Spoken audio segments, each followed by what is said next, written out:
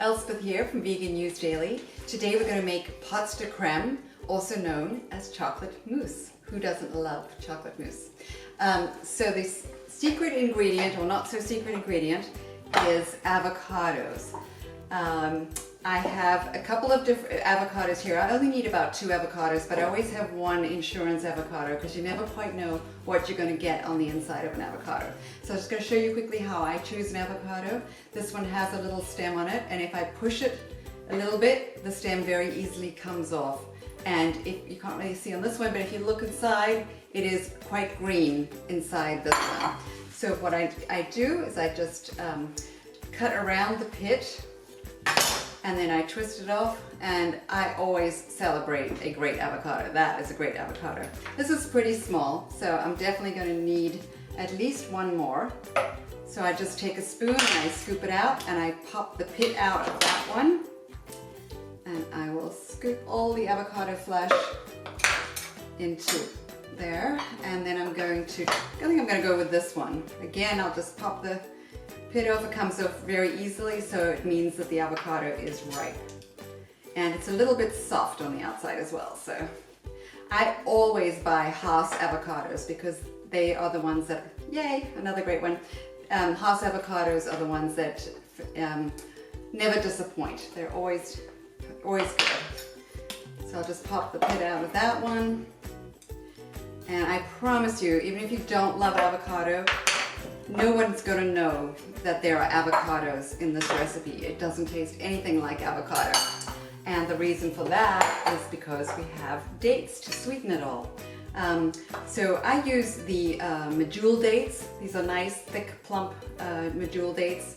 And the one thing you have to do is remember to take all the pits out. And take all the pits out because it just takes one pit to ruin a good recipe. So my strategy for making sure that all the pits are out is I have a separate little bowl, and I have 10 dates in here, so I always count that I have 10 pits in my little bowl. So I'm going to add the dates to the blender, and then this is the chocolate mousse or pots de crème, so I have some raw cacao powder. I'll add that in, and then almond milk. So almond milk, unsweetened, super easy to make. We have a video coming up very shortly on how to make almond milk. So that's all going in the blender, and then I'm going to give it a whirl and make some blender noise.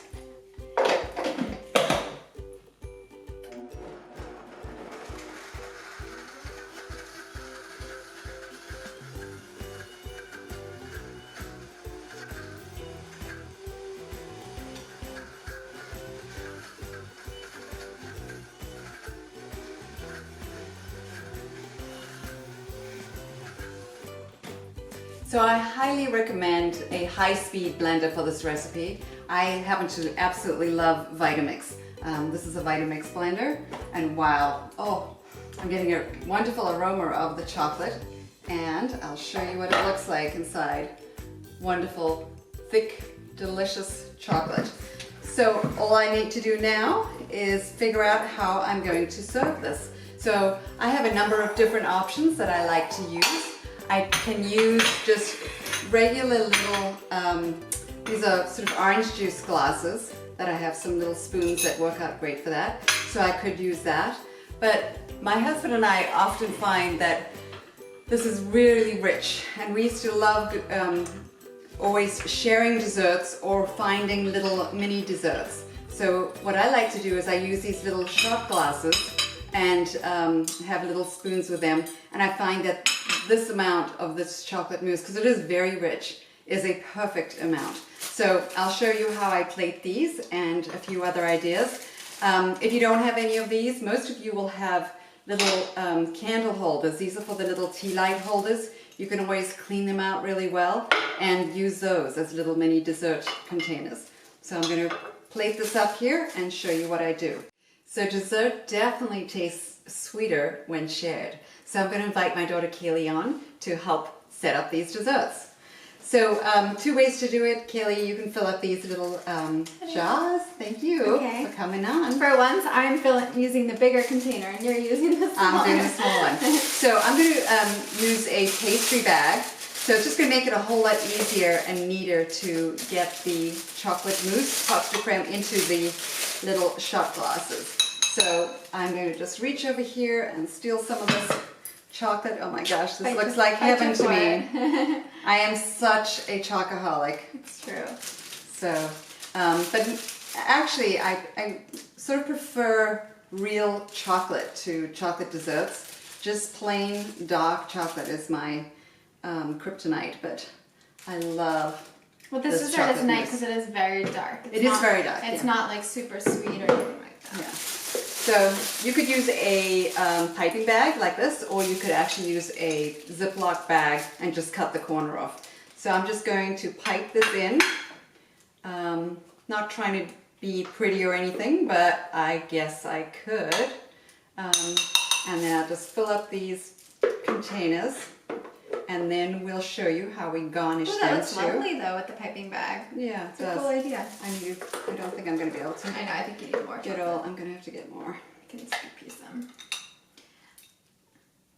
I can't say I'm doing a beautiful job with these, but... I know, it is messy. That's why it's almost easier to use a piping bag for those as well, because that's why I use this long spatula, because you can actually just plop it into the jars, because you're going to end up with a whole lot of cleanup to do. Yeah.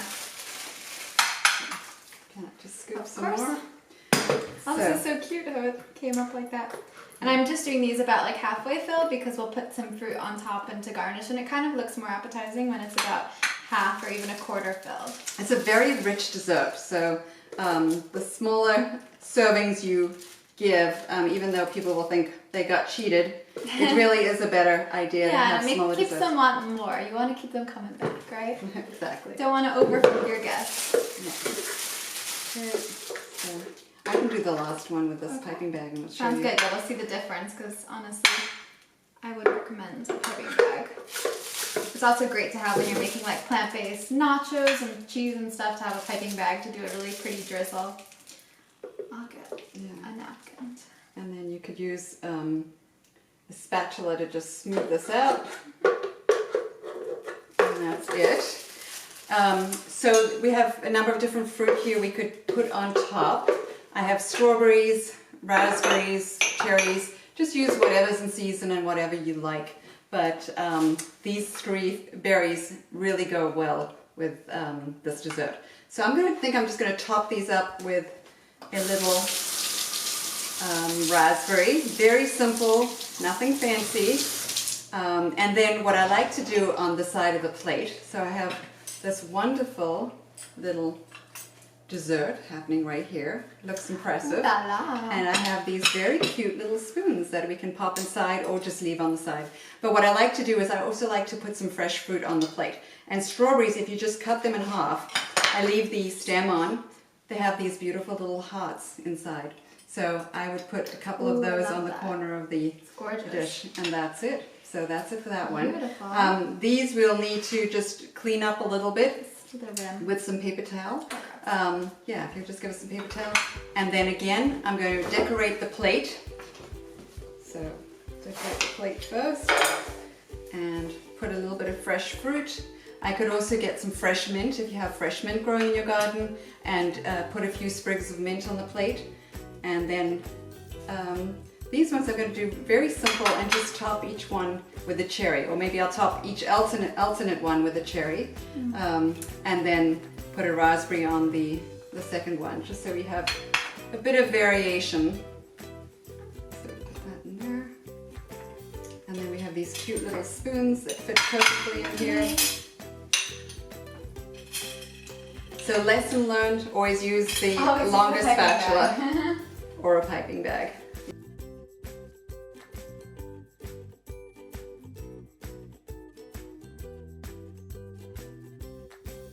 And there you have it, pots de crème and chocolate mousse.